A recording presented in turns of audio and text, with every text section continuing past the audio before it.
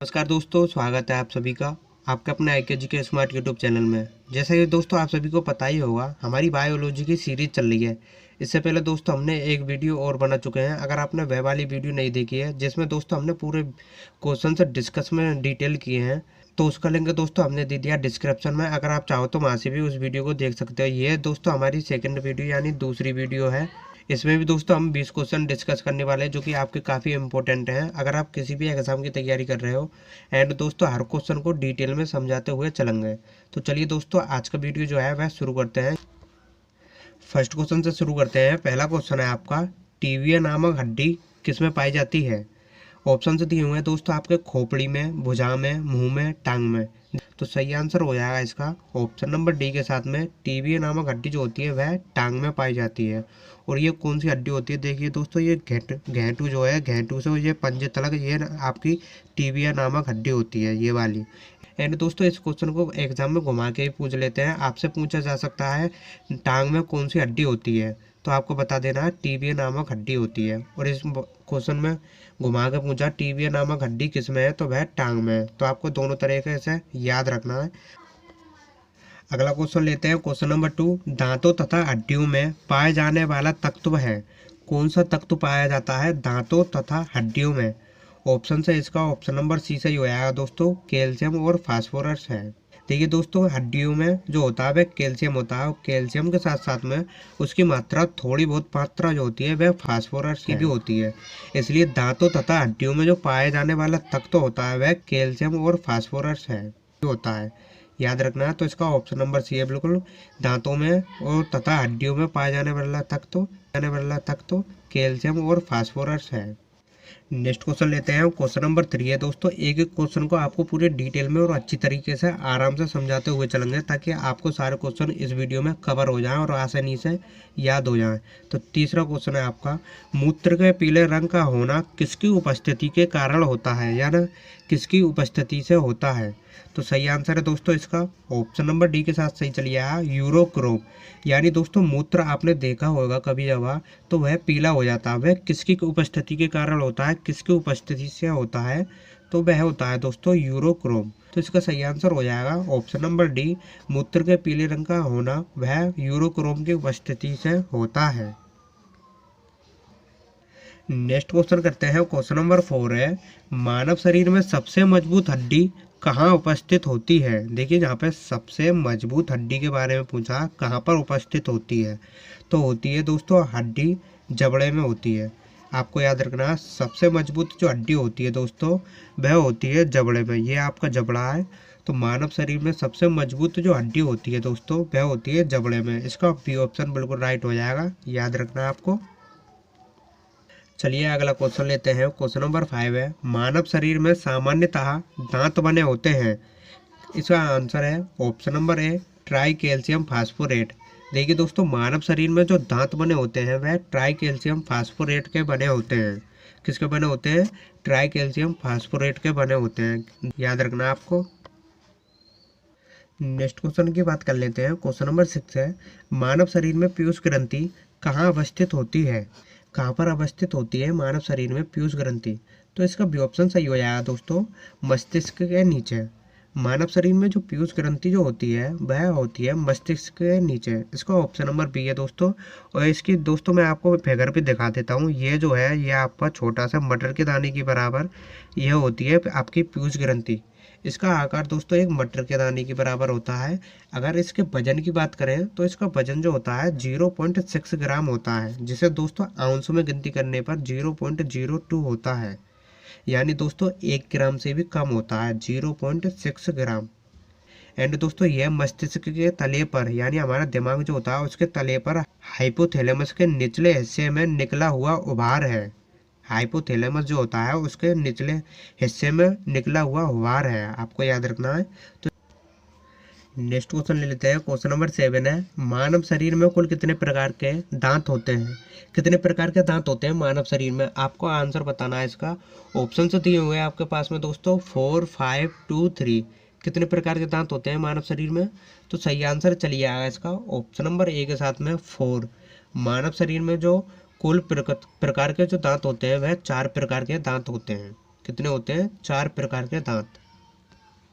तरह से अगला क्वेश्चन लेते हैं। क्वेश्चन नंबर 8 है, शरीर की सबसे बड़ी अंतरावी ग्रंथि कौन सी है? कौन सी है शरीर की सबसे बड़ी अंतरावी ग्रंथि? तो इसका सही आंसर चलिए आएगा ऑप्शन नंबर ए के साथ में थायराइड। थायराइड जो होती है वह शरीर की सबसे बड़ी अंतरावी ग्रंथि होती है। यह दोस्तों गले में सांस नली के पास में होती है। ये देखो, ये गले का जो सांस लेने वाला जो नली होती है उसके पास में होती है। यह दोस्तों शरीर की सबसे बड़ी अंतरावी ग्रंथि है। अगर इसके आकार की यानी आकृति की जो बात करें तो इसकी आकृति जो होती है वह एच के समान होती है, यानी एच जैसी होती है। ये आपको दिख रहा होगा, एच जैसी होती है। इसके द्वारा थायरोक्सिन हार्मोन स्त्रावित होता है। कौन सा हार्मोन स्त्रावित होता है? Thyroxine hormone. किसके द्वारा होता है? अंतरावी ग्रंथि के द्वारा। और आपकी अंतरावी ग्रंथि कौन सी है? यह है थायराइड, याद रखना है। एंड दोस्तों ये भोजन के ऑक्सीकरण व उपापचय की दर को नियंत्रित करता है। यह ऑक्सीकरण के उपापचय की दर को नियंत्रित करता है, याद रखना दोस्तों। तो इसका ऑप्शन नंबर ए सही हो जाएगा। शरीर की सबसे बड़ी अंतरावी ग्रंथि जो होती है वह थायराइड होती है। नेक्स्ट क्वेश्चन लेते हैं। क्वेश्चन नंबर 9 है, आयोडीन की कमी से कौन सा रोग होता है? कौन सा रोग होता है आयोडीन की कमी से? सही आंसर हो जाएगा इसका ऑप्शन नंबर बी के साथ में दोस्तों घेंगा रोग। अब जी घेंगा रोग कौन सा होता है दोस्तों? ये आयोडीन की कमी से होता है। इसमें क्या होता है दोस्तों? घेंगा रोग एक ऐसा रोग है जिसमें दोस्तों गला जो है आपका ये फूल जाता है, यानी सूज जाता है, याद रखना। जिसे इंग्लिश में दोस्तों अगर बोले तो इसे गोइटर बोलते हैं। इसमें दोस्तों आपका जो गला जो होता है वह सूज जाता है। यह शरीर में आयोडीन की कमी के कारण होता है। किसकी कमी के कारण होता है? आयोडीन की कमी के कारण होता है। जिसमें दोस्तों हमारी अंतरावी जो शरीर की सबसे बड़ी ग्रंथि जो होती है थायराइड, उसमें सूजन आ जाती है। जैसे कि मैंने आपको पिछले क्वेश्चन में बताया, थायराइड जो है वह शरीर की सबसे बड़ी अंतरावी ग्रंथि है। वह गले में जो होती है वह सांस नली के पास में होती है। नेक्स्ट क्वेश्चन लेते हैं। क्वेश्चन नंबर 10 है आपका, मानव शरीर में रक्त का शुद्धिकरण कहाँ पर होता है? कहाँ होता है मानव शरीर में रक्त का शुद्धिकरण? फेफड़ों में, हृदय में, किडनी में या यकृत में? तो इसका सही आंसर जो हो जाएगा वह हो जाएगा किडनी में, जिसे दोस्तों हम हिंदी में गुर्दे भी बोलते हैं। याद रखना, मानव शरीर में रक्त का शुद्धिकरण जो होता है वह होता है किडनी में, राइट। अगला क्वेश्चन लेते हैं। क्वेश्चन नंबर 11 है दोस्तों आपका, आंखों की दूरदृष्टि की बीमारी किसके कारण होती है? यानी आंखों की जो दूरदृष्टि की जो बीमारी होती है वह किसके कारण होती है? तो सही आंसर चलिए आएगा इसको ऑप्शन नंबर सी के साथ में दोस्तों नेत्र गोलक के छोटा होने से। नेत्र गोलक जो है वह दोस्तों आपका छोटा हो जाता है आंखों का, उसी के कारण जो है वह दूरदृष्टि की बीमारी हो जाती है। अब देखो दोस्तों, सीधी सी बात है, नेत्र गोलक जो है जिससे आप देखते हो, अगर वो आपका बड़ा है तो आपको नॉर्मल दिखेगा, एंड दोस्तों अगर वो छोटा हो जाता है तो दोस्तों आपको कम ही दिखेगा। तो इसका सही आंसर जो सिंपल सा आंसर हो जाएगा दोस्तों वह हो जाएगा नेत्र गोलक के छोटा होने के कारण जो है वह दूरदृष्टि की बीमारी है वह हो जाती है, याद रखना है। चलिए अगला क्वेश्चन ले लेते हैं। मानव शरीर में सबसे बड़ा अंग कौन सा है? मानव शरीर में सबसे बड़ा अंग बताना है आपको, कौन सा है? ऑप्शन दिए हुए हैं दोस्तों, आपके बताना है हृदय, मस्तिष्क, यकृत, लिवर। कौन सा है मानव शरीर में सबसे बड़ा अंग? आपको आंसर बताना है कमेंट करके, अगर आपको पता हो तो दोस्तों। तो सही आंसर चलिए आएगा इसका ऑप्शन नंबर डी के साथ में दोस्तों लिवर। लिवर जो होता है दोस्तों ये आपका शरीर का सबसे बड़ा अंग है, याद रखना है आपको। सबसे बड़ा अंग क्या है? लिवर है। अगला क्वेश्चन ले लेते हैं दोस्तों। क्वेश्चन नंबर 13 है, मानव शरीर में कुल कितने जोड़ी पसलियां होती हैं? इंपॉर्टेंट क्वेश्चन रहेगा दोस्तों आपके लिए, इस क्वेश्चन को ध्यान से समझना है। मानव शरीर में कुल कितने जोड़ी पसलियां होती हैं? कितने जोड़ी पसलियां होती हैं मानव शरीर में? तो इस ऑप्शन से दिए हुए हैं दोस्तों 18, 10, 12, 20। तो इसका सही आंसर जो है दोस्तों ऑप्शन नंबर सी के साथ में सही हो जाएगा। मानव शरीर में जो कुल जोड़ी पसलियां जो होती हैं वह होती है 12, जो कि आपकी एक साइड में होती हैं, राइट। एक साइड में जो होती है वह 12 होती हैं, और दूसरी साइड में जो होती हैं वह होती हैं, दोनों मिलाकर जो बात करें दोस्तों 24 होती है। एक साइड में आपकी 12 होती हैं और दूसरी साइड में भी 12 होती हैं। अगर इन दोनों को जोड़ दिया जाए तो इसका जो आंसर है दोस्तों वह 24 निकल के आएगा आपका, याद रखना है। अगला क्वेश्चन ले लेते हैं, यह भी इंपॉर्टेंट रहेगा दोस्तों आपके लिए। मानव शरीर में पुरुष सेक्स हार्मोन कौन सा होता है? यानी जो हमारे शरीर में जो होता है, जिससे दोस्तों हम सेक्स जो होता है वह हमारे जो अंदर जो आता है, उत्पन्न जो होता है सेक्स, वह किस हार्मोन की वजह से होता है। तो इसका ऑप्शन नंबर हो जाएगा दोस्तों, option number C, testosterone. Testosterone की वजह से दोस्तों वह पुरुषों में जो है वह सेक्स हार्मोन होता है, सेक्स की यानी उत्पत्ति होती है किसकी वजह से, टेस्टोस्टेरोन हार्मोन की वजह से। इसका जो स्ट्रक्चर होता है दोस्तों वह कुछ इस प्रकार से होता है, आप इमेज में भी देख सकते हो। तो इसका सही आंसर जो हो जाएगा, मानव शरीर में पुरुष सेक्स हार्मोन जो होता है वह टेस्टोस्टेरोन की वजह से होता है। चलिए तो नेक्स्ट क्वेश्चन ले लेते हैं। क्वेश्चन नंबर 15 है दोस्तों आपका, मानव शरीर में खून के शुद्धिकरण की प्रक्रिया को कहते हैं, क्या कहते हैं आपको बताना है। तो इसका ऑप्शन नंबर ए सही हो जाएगा दोस्तों, डायलिसिस। देखिए दोस्तों, मानव शरीर में जो खून का शुद्धिकरण जो होता है उस प्रक्रिया को जो बोलते हैं डायलिसिस बोलते हैं, आपको याद रखना है।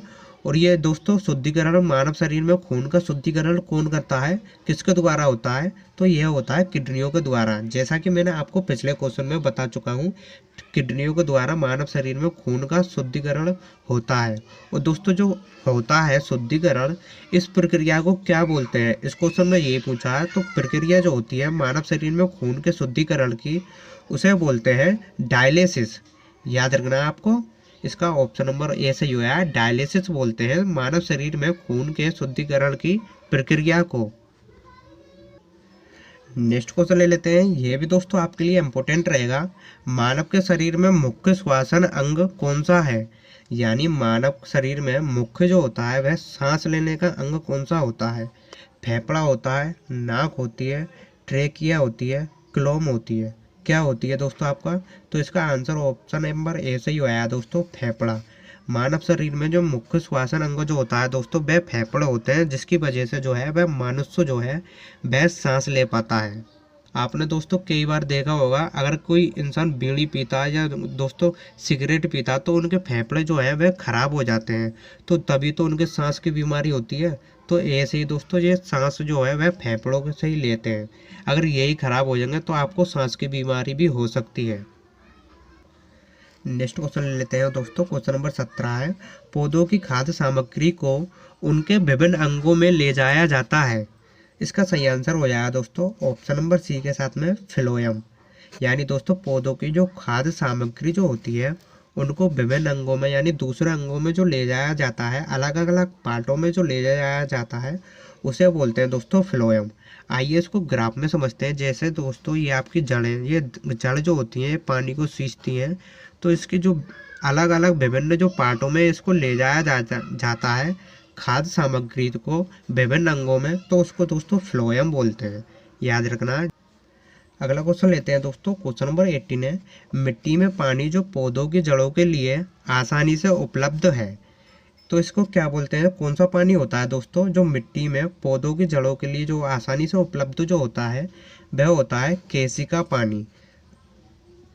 इसका जो है दोस्तों बी ऑप्शन सही हो जाएगा, मिट्टी में जो पौधों की जड़ों के लिए जो आसानी से उपलब्ध होता है उसे बोलते हैं केसिका पानी। अगला क्वेश्चन ले लेते हैं, क्वेश्चन नंबर 19 है, कीट के काटने के कारण खुजली होती है, उसमें कौन सा अम्ल पाया जाता है। यानी कोई आपको कीट मकोड़े जो काट लेते हैं दोस्तों, उनमें जो खुजली होती है, आपने देखा होगा खुजली होती है, उनमें कौन सा अम्ल पाया जाता है, इस क्वेश्चन में यही पूछा है। तो इसका सही आंसर हो जाएगा दोस्तों ऑप्शन नंबर ए, फार्मिक एसिड, यानी फॉर्मिक अम्ल। यानी कोई कीट दोस्तों आपको काट लेता है या कोई चैंटी आपको काट लेती है तो आप उसको खुजाते हैं, तो उसमें दोस्तों एक धतोड़ा सा बन जाता है, सूजन सी आ जाती है, तो उसमें कौन सा अम्ल जो होता है वह होता है फॉर्मिक अम्ल, याद रखना है आपको। नेक्स्ट क्वेश्चन है दोस्तों, क्वेश्चन नंबर 20, ये लास्ट क्वेश्चन है आपका, सबसे बड़ा उड़नहीन पंछी जो सबसे तेज गति से चलता है, यानी दोस्तों उड़ता वो कम है लेकिन चलता बहुत गति से है। तो सही आंसर है इसका ऑप्शन नंबर सी के साथ में दोस्तों, शतरमुर्ग। शतरमुर्ग जो है दोस्तों एक ऐसा पक्षी है जो कि जिस पर उड़ा नहीं जाता, वह चलता बहुत गति से है। अब जो दोस्तों इस पर उड़ा क्यों नहीं जाता, इसका जो वजन जो है वह काफ़ी अधिक होता है, इसकी वजह से दोस्तों इस पर उड़ा नहीं जाता, लेकिन दोस्तों इसकी स्पीड बहुत होती है, ये चलता बहुत तेज़ है। तो आपको याद रखना है इसका ऑप्शन नंबर सी जो है वह सही हो जाएगा, सबसे बड़ा उड़नहीन पंछी जो है वह तेज गति से चलता है, वह शतरमुर्ग है। दोस्तों आई होप कि आपको मैंने इस वीडियो में आपको पूरी कोशिश कराई होगी सारे क्वेश्चंस को आसानी से समझाने की। अगर दोस्तों आपको वीडियो थोड़ी सी भी अच्छी लगी हो तो दोस्तों वीडियो को लाइक करें, अपने फ्रेंड फैमिली में ज़रूर शेयर करें इस वीडियो को। तो मिलते हैं दोस्तों आपसे नेक्स्ट एक नई वीडियो में, तब तक के लिए जय हिंद, जय भारत।